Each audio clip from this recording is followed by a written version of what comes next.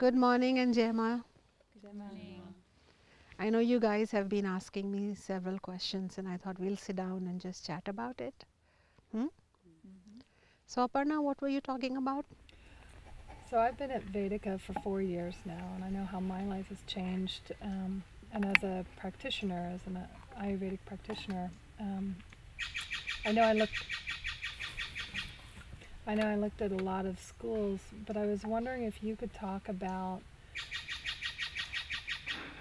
how Vedika is a little different, and also what caused you to found Vedika. Like, why did you found Vedika, and what's its history a little bit? If you could share more about that. Yes, I would like to do that. Is that a question bubbling in all of your minds also? Mm-hmm. Yeah. You have heard me variously talk about the founding, but maybe this is a good time as I need to go a little deeper into the very basic root inspiration. And the root inspiration was that I am so inspired personally by Ayurveda. And I do believe that this ancient medicine from India has the capacity to alleviate human suffering. And I was finding that Ayurveda has become either inaccessible, or it is very expensive, or it has become just plain too mystical to be approached. And so there was either confusion around it, or there was expense involved because of commercialization and making it more of a model ready for tourists, or the spa model, which is great and gives some relief, but it is not accessible to everyone. But the common man, the common family, the unit of society, which can really benefit from Ayurveda, when mothers and fathers and grandmothers know how to cook healing foods for their children from the first day of the birth of that child, so that the mother is eating a certain food, and so her milk is carrying certain very target nutrition, of course, along with love. And then that child grows with the right diet, and also the occasional seasonal um, concerns are handled by kitchen remedies, for example. And then Ayurveda's beautiful wide spectrum of offerings around values, healthy behaviors, methods to balance the mind, make one more happy and have more well-being. All of this needs to get out there. All of this needs to become available for the everyday family. And this needs to reduce the cost of staying healthy. Um, what we call as our healthcare model today, which is represented by very high-tech technology and parallel and amazing costs, does not provide us health. In fact, it fills us with terror of bills and insurance company concerns.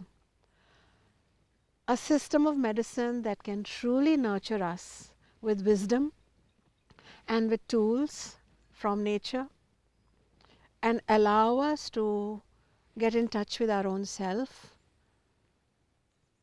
and seek our inner power.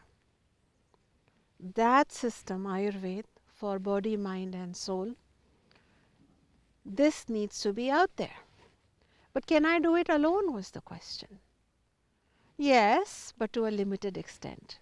So I thought, why not create a beautiful healing army of happy, spiritually aligned, scientifically sound healers, messengers, ambassadors of Ayurveda that will spread in every corner of the world.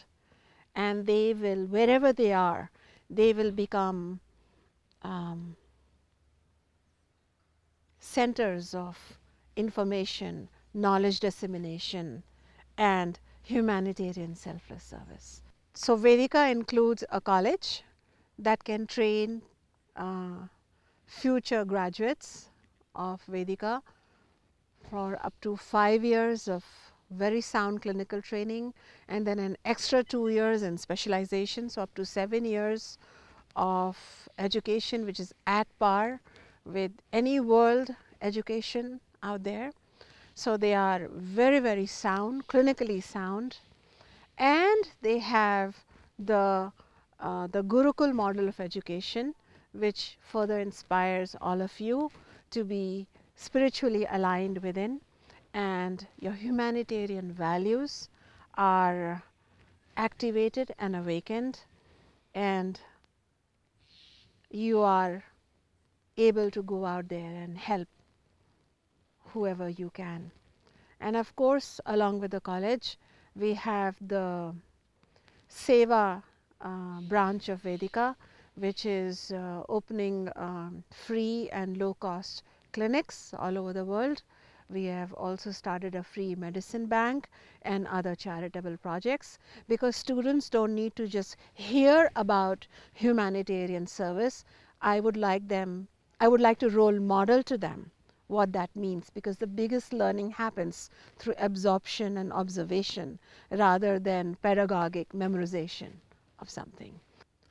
And then we have the third pillar of Vedika, which is the Satsanga pillar. In the Satsanga, which literally means communion with knowledge, we are bringing informal education in Ayurveda and its allied sciences of yoga and Vedanta to the whole world, be it through in-person classes or our webinars or our other ways of reaching the world using technology. We are now able to spread as much information for personal well-being of body, mind, soul, society as possible, and of course all of it is again free of cost. So the college preparing and grooming future leaders, the Seva pillar infusing these leaders through their journey of education with lofty ideals of humanitarian service and care of suffering, and then the Satsanga pillar inspiring them to know that knowledge is not to be commercially exploited. It is a gift from the divine. It must be shared generously, and if it can be employed in the day-to-day life to become better people, better human beings, then our goal and mission is fulfilled. So this is why I founded Vedika, because I wanted a change. And I think with all of you sitting in front of me, I think this change is happening now.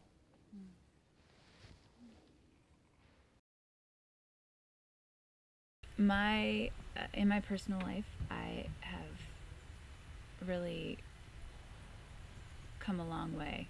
My physical health, mental, and spiritual well-being, and I think that a large part of that has to do with the Gurukula model, and I'm just curious to know a little bit more about why you decided to use a Gurukula model, and if you could also talk about the lineage and what that means to be a part of it. That would be amazing. India has had a long history of organized education, and the Gurukul system of education was for a very long time the only system of education, the only method for both spiritual as well as secular study. So subjects ranged from metallurgy to architecture to temple art to medicine, of course, Ayurveda, Arthashastra, logic and policy making, arithmetic and philosophy, and of course teaching of the spiritual sciences inspired by the Vedas. So the Gurukul method is a highly mature and method of education, and it has some amazing insights into the psychology of the students and the teacher, the process, the resistances that come up in the absorption of the knowledge, and it ensures that the student is supported in this journey. The information does not remain merely words but becomes internalized.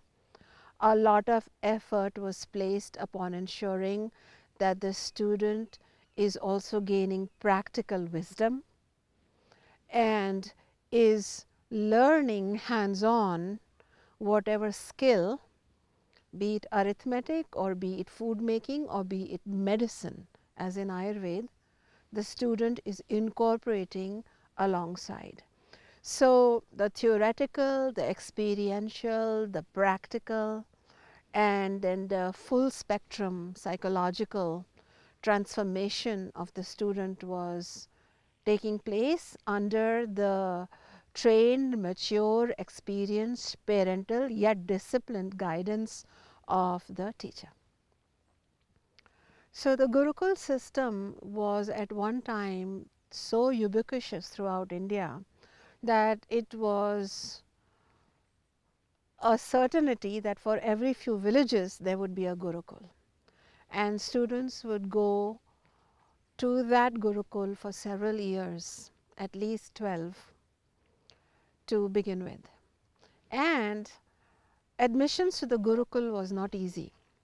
The student had to, for several years, appeal to the teacher or teachers concerned and convince them of their dedication, sincerity, and also basic raw material of intelligence, so that the process of education could take place. Now, this educational system was in such a height that great sages such as Vashishta, Yajnavalkya, Bhrigu, all of these had huge gurukuls, and even the Hindu gods Ram and Krishna went to their respective gurukuls of Vashishta and Rishi Sandip for their education. In fact, Ayurveda, because it begins with education under the guidance of the guru, the teacher, also has entire history of the great scholars such as Sushruta and Charak receiving knowledge from their own lineage of teachers through this parampara, through this tradition. And this tradition has a very sacrosanct way in which the education is embarked upon and the process is maintained through respect, honesty, and very revered attitude towards the classical textbooks and towards the whole process of education. However, this method fell into some poor times during the Muslim invasions of the country and later the British Raj, because at that time the political and the social situation was not such to support the Gurukul Parampara. The Gurukul method used to thrive upon large royal patronage. Great Hindu kings like Harsha, Krishna Aradeva, Pulkeshin, they are recorded in our history for giving magnificent support to these Gurukuls. The Gurukuls were also supported by the entire community, and on top of that the students expected to perform every chore to run the Gurukul for the one and only one sacred reason, was so that education can be received and be given by the teacher and received by the student with peace of mind. Everything in its place, and the student becomes a pure receptacle of the knowledge that is being given and then becomes a future guru of other students of the community. Because I am fortunate to have received this education through this method, which somehow lived on in my family in a unique way. From 1800 onwards, at least, we have clear history, and prior to that also we have some memory of the family, of the tradition being passed on, of study and competence in Ayurveda in the traditional manner, along with the Vidyas of Yoga and Vedanta. When it was time for me to fulfill the mission of Vedika, which is to provide humanitarian health care all over the world and create a new kind of compassionate leaders who walk the talk and who are filled with beautiful values from the Vedic tradition, it was but obvious that the Gurukul tradition is what I will be using. So my lineage inspires me and helps me unfold the Gurukul in California today. So currently I'm a third-year student, and I am really interested to learn about the ways in which I will become an ambassador of Vedika. And I hold this knowledge and this experience so deeply within me. And I feel like I'm at that point where I'm ripening to share it externally. And it's beyond the walls of our kula. And I would just love to hear your thoughts on what the vision for us as Shishas is to be ambassadors of Vedika. Great question. The Sanskrit word for ambassador is Duta. So how do you become a Vedika Dut once you graduate? The way I have conceived this is that at every level when a student interfaces with Vedika, and their journey may end at 2 months, at 2 years, 3 years, 5 years or 7 years. At every level they will walk away with something very potent. So say you had stopped at the 2-month course, then the 2-month course was completely designed to help you take care of yourself. It is using the science and art of healing and health protection and health optimization. The science as encapsulated in Swasthavritta, Sadhavritta sections of Ayurveda, health prevention and promotion chapters of Ayurveda. So the 2-month course sends out ambassadors who spread the mission of Vedika by being healthy and happy. And as a result, their families are healthier and happier. In fact, I conceived of this 2-month course because not everyone can study like you are studying. So they need something systematically told to them. And 2 months is a good enough period. It's 100 hours of immersion with the most senior faculty of Ayurveda, learning hands-on skills, learning healing recipes in every class, and learning what to put in their body, what to outside, inside, when to wake up, when to sleep, when not to sleep, when to exercise, in which season, how to behave, what to eat. So such systematic and complete guidance is given that the graduates of my 2-month course say that their life has changed forever. So are they ambassadors of health? What do you think? Yes, they definitely are, because they are showing it through their improved health in the rest of the community. And then those who complete the health counselor course, such as yourself, you have learned so much of the physiology as well as some of the pathology, and you have also learned the detailed system by system science of prevention of disease. So we can go into the respiratory system, the digestive system, the elimination system, which is a part of it, the mind as a system, the reproductive system. Now, there are so much intervention that is taught to the health counselor that when the health counselor graduates and goes out into the community, the health counselor can pioneer a whole new track of staying healthy and using Ayurveda and its natural teachings to recover quickly from the onset of any quick, seasonal or occasional conditions. If you do decide to study further and continue up to our 5th year program and graduate as an Ayurveda clinical specialist, you are now well versed in disease management of the most chronic and acute kind as per Ayurveda methodology. This training is at par with any training anywhere in the world. If you do decide to continue further and complete our 5th year program and graduate as our Ayurveda clinical specialist, you will gain all the skills, knowledge and training required to do full on disease management of acute and chronic nature, of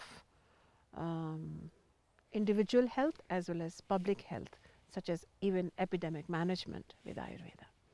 So, this education is at par with any institution in the world, and we especially pride ourselves with the intensive clinical training that we provide year after year during this education. So, while the previous category of Ayurveda health counselor for 2 years provides one with skills in disease prevention and health optimization, the 5-year program gives you all of that, but along with that tremendous skill in disease management along with a vast exposure to clinical cases. And then if you further decide to specialize, then in clinical medicine and psychiatry, then we offer another 2-year program that includes additional training in India.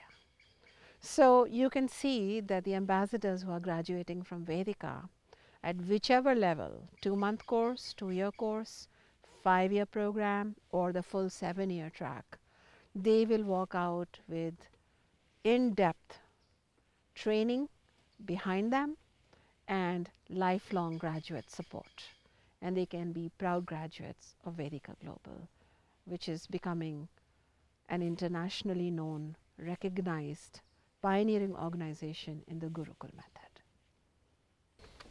Shunyiji, I was in the beginning drawn to Ayurveda and Vedika Global in terms of self-healing and health, but I found myself amazed by the holistic nature of Ayurveda and some of the things that I learned, for example, in classes about Ayurvedic psychology, were so immediately useful in things like raising my daughter and all my work, my whole life. And I think, again, I'm so struck by the holistic nature of it, and that means that it has the potential to go in so many different directions. So I'm really interested to see what you think about the direction of Vedika Global in the near future or the next number of years, because it could go in so many directions with the holistic nature and so many aspects of life that it touches.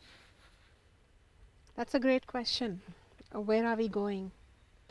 I think we are going global, and Vedika wants to ignite and has already ignited a movement in this classical education, which is boldly integrating science and spirituality, where the individual student is not just a student who gets a degree and moves on to create a profession, but is a field of consciousness that Vedika wants to impact, help in its evolution, and then this consciousness goes out and creates another movement in their respective areas of play and life. So the students are going to be the medium or the via media through which this movement will become global, and this Gurukul education that my students are receiving and its principles that are coming alive by being re-enlivened at Vedika Gurukul, they are being now documented by Vedika. Vedika is beginning dialogues with the Government of India and other related organizations, so that preservation and documentation and activation and promotion of the Gurukul method can take place, which goes beyond writing articles or books on why this Gurukul should be preserved.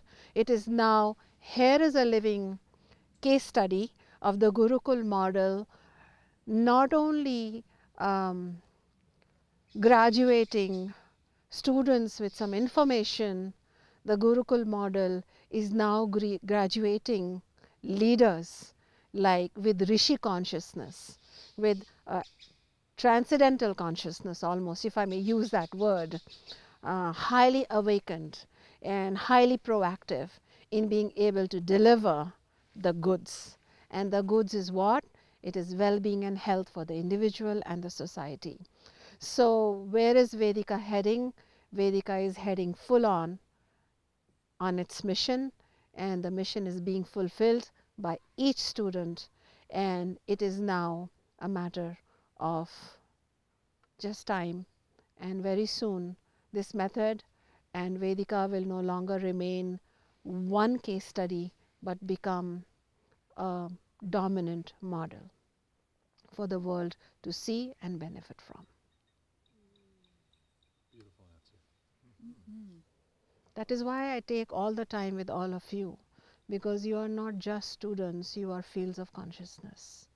And this field of consciousness has everything in it to make the change. So you know how yoga took on the world, spread like a disease. How many years before you think Ayurveda would become such an awareness in the West? Even in India for that matter, even Indians have gone so away from it. So approximately how many years in time do you foresee this happening? How, yoga became so embedded in the Western society? Ayurveda is a science of life, and it is not meant only for Indians, it is for all humanity, given to us by the great rishis or the seers of ancient India. And that is why wherever Ayurveda is taught, in every country Ayurveda has already begun vibrating. And even though the government of India or the governments of those countries are not necessarily taking any formal steps in promoting Ayurveda, and yet Ayurveda is growing like wildfire, just like yoga has grown. But Ayurveda is growing a little slower because Ayurveda is an entire system of medical care, and yoga is more simple, and especially the version of yoga that has spread, which is more around the physical postures part of it. But Ayurveda is also growing. It is now in more than 60 countries, and I personally have the honor of being part of such international forums where I debate and discuss with heads of different countries who are promoting Ayurveda. So I believe that in the next 10 years, Ayurveda will make a decisive entry at the level of public health policy in various countries. Thank you. As a third-year student of Vedika, I feel personally charged with the mission of delivering a paradigm shift and social change to the world. And I was hoping you could talk about Vedika's role and vision for igniting that shift in the world.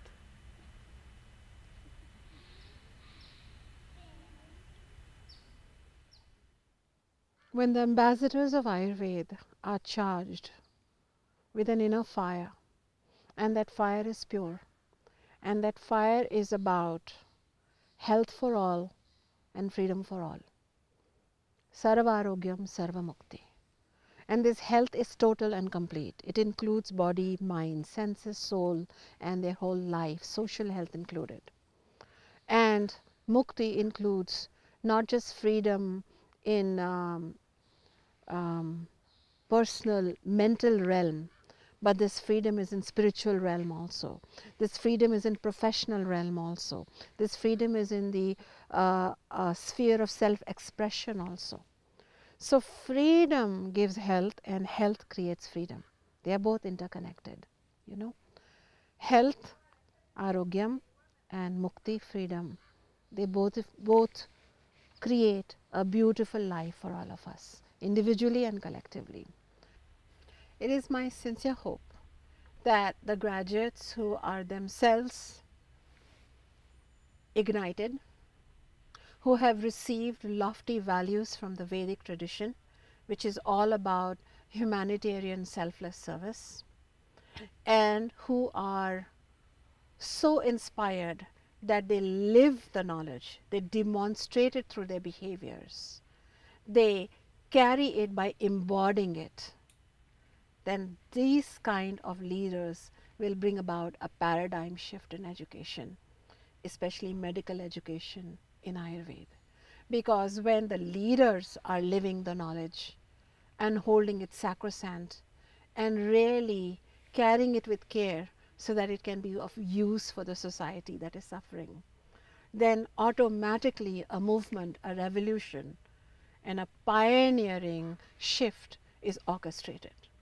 But when leadership has become pedagogic, where leadership has become bureaucratic, where leadership has become comfortable with a degree framed on the wall, but the body and being of the leader is ridden with disease and suffering, then such leadership cannot inspire.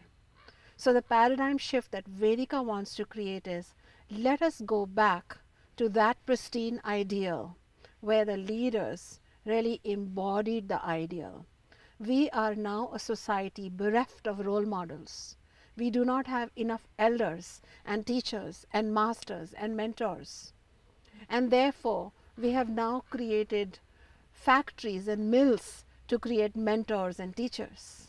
But what we really need is a fire through which an individual will walk through, and they will enter as a young, earnest seeker student, and they will come out of the fire after having burnt all their ignorance and poor habits and self-deception, and they will walk out of that fire leaner, cleaner, pure, and ready to bless the whole world. This is a social revolution, a spiritual revolution, and an intellectual revolution.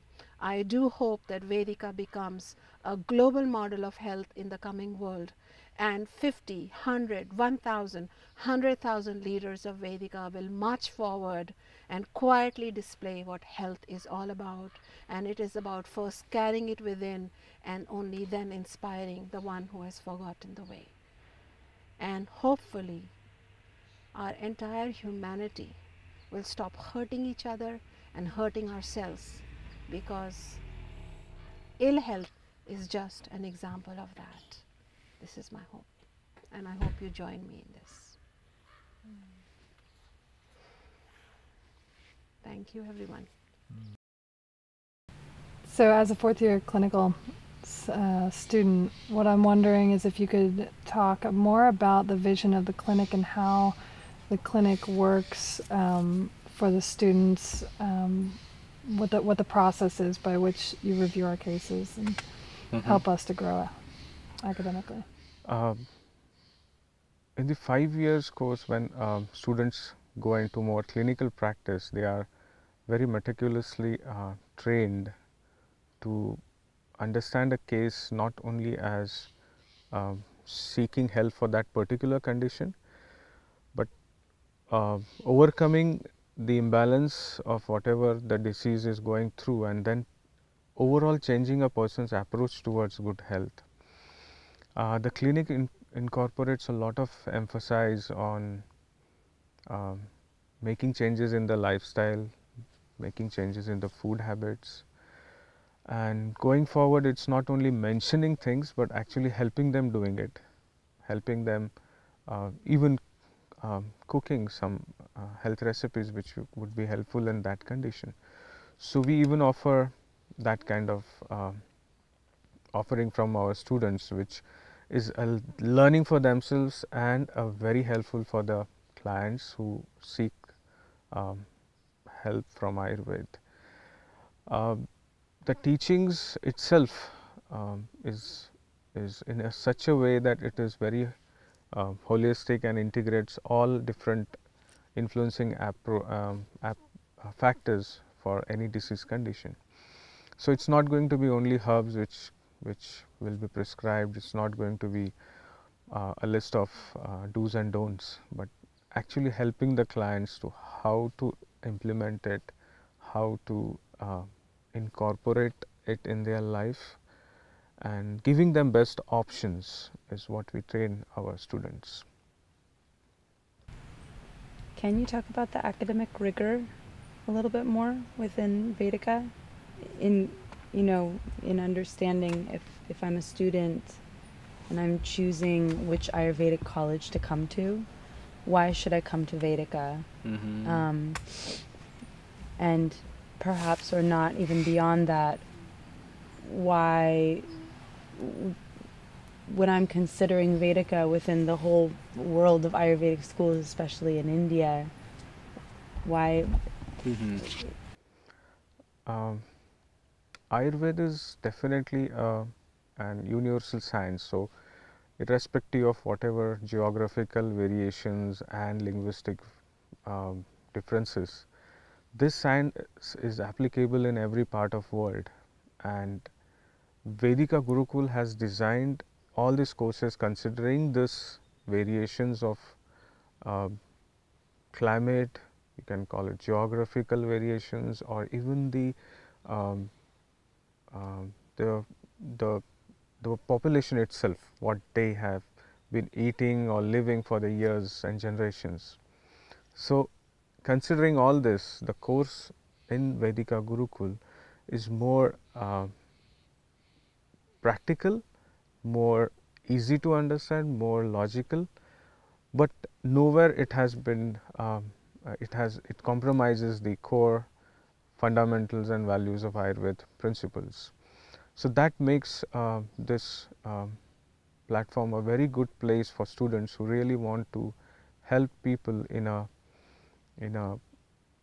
better manner and learn Ayurveda, which is more scientific and more applicable and useful.